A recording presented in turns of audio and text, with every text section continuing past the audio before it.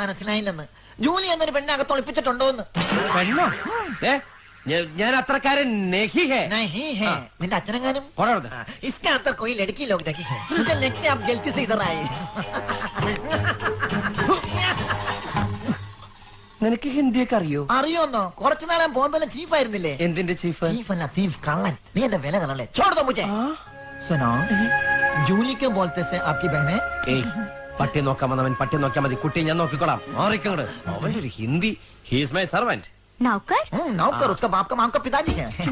എന്നെ എന്തിനെ പൊക്കി പറയടേ? കിടക്കട്ടെ, എന്നെ കൊണ്ട് ഇതൊക്കെയല്ലേ പറ്റുള്ളൂ.